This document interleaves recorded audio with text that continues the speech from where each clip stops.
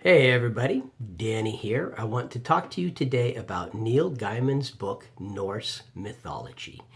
This is a book that as soon as Audible had it on its pre-order list, I immediately used a credit to pre-order it.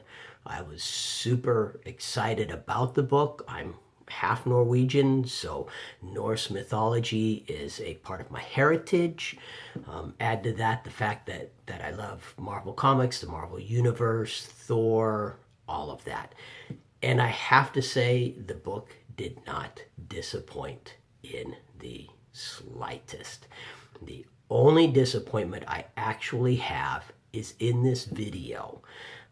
This is a book. The author, in the beginning of the book, he reads his own book, and he tells you in the beginning that his goal with this Audible book is not to narrate his book. His goal is not to read his book. His goal is to tell the Norse mythology in the old oral tradition, and he does an excellent job. I had wanted with this video to be out in the backyard with a roaring bonfire, grab a broadsword, sit there, and talk about letting this book take you back. I finished this book 2 weeks ago, and between work and the weather, if I wait to be able to do that video, it's gonna be another 2 to 6 months before that video comes out. So I'm just fine. I really want to talk about this book. I really want to tell people about this book. So I'm just going to settle for doing it in my office. I do have a broadsword. Got that. But if you can, get this book. Build a fire in the fireplace. Bonfire in the backyard. Get a broadsword. Sit back. And allow yourself to go back into a Norse long hall where you're gathered around the center fire and you're listening to the bard tell you of the Norse pantheon, because Neil Gaiman hit his goal. His goal was to tell these stories and to take you back. And that's exactly what he does. You don't feel like he's reading these stories to you. You don't feel like he's trying to narrate a book. You feel like he's a storyteller. And he's sitting there and he's telling you a story of the gods, and it takes you back.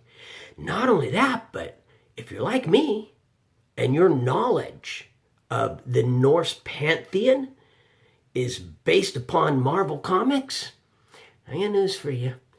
You don't know anything about Norse mythology. Not a thing. The Norse gods in the true oral tradition, Thor would not spend his life on Earth defending humans. He's too busy defending Asgard from giants, from ice giants, from trolls, from dark elves, from his brother Loki's descendants. The gods are a very human lot. They can be deceived. They can deceive. They can get angry. They can get jealous.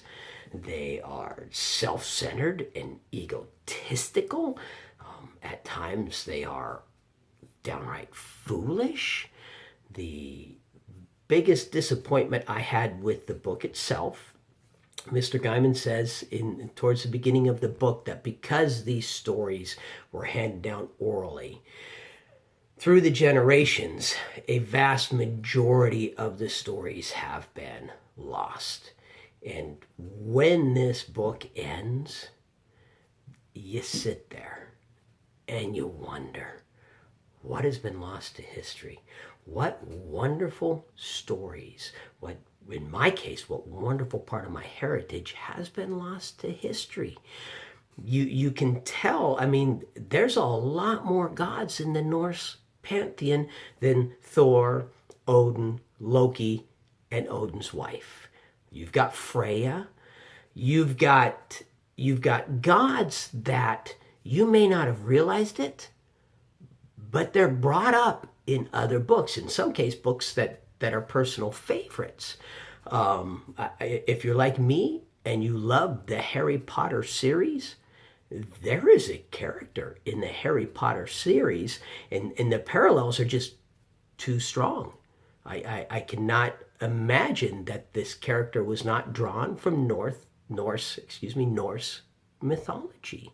Fenrir Greyback, the werewolf. Well, Fenrir is one of Loki's sons, and he is a wolf.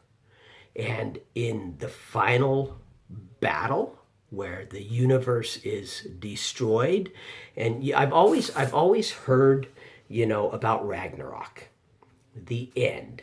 And every time I've heard about Ragnarok, that is the end of everything. And I've often thought that was very interesting, that with Norse mythology, they actually believed that there would come a point in time when not only would mankind come to an end, but the gods would come to an end.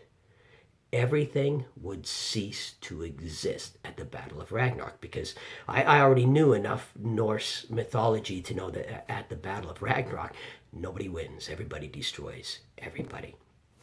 Or so I thought.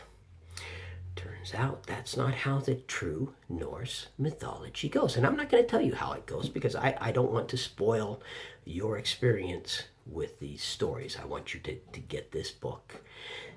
This is a book that there are books that are best in written format. There are books that it doesn't matter. The audiobook, the written book, both are equally good. I have books that I own the written copy of, and I own the audio copy of them. This is a book, and it is solely because of the excellent job Mr. Gaiman does of telling his stories. This is a book that belongs in audio.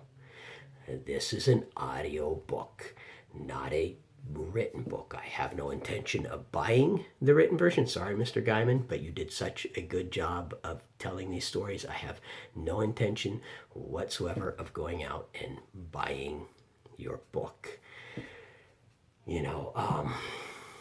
There's not much else I can say about it. Get the audiobook. Get a fire. Get a broadsword. And it can be a toy like this one. We're talking imagination here. We're not talking reality. If you're fortunate enough to own an actual broadsword or a battle axe, that was one of the surprises of the Norse mythology. I always pictured a lot of battle axes. There's Thor's hammer, and there's a whole lot of swords. There's not too many battle axes. There battle axes are in there. I don't want to say they're not, but they don't play the role that I thought that they would roll. So feel free to get a sword, get a war hammer, get a battle axe, get a fire. Do not sit in an easy chair, or if you're outside, in a lawn chair. Get a bench, get a log, sit on the floor or the ground. Put this audiobook on. Lean back and imagine that you are a Viking.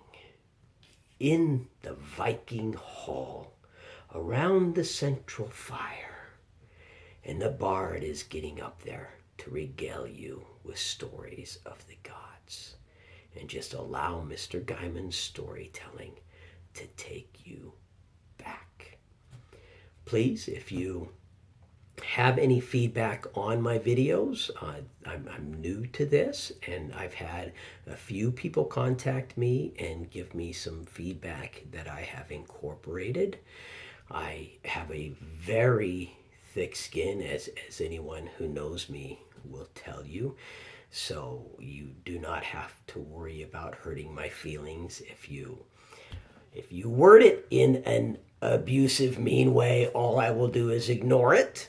But if you If you word it in a constructive fashion, I would love any constructive feedback at all on how I can make these more enjoyable for you, how I can do a better job with my presentation, any improvements you see that I can make, I welcome. And to those of you who have given me feedback, thank you very much. I deeply appreciate it. It shows me that you care about me enough to help me improve what I'm putting out here. Have a wonderful day.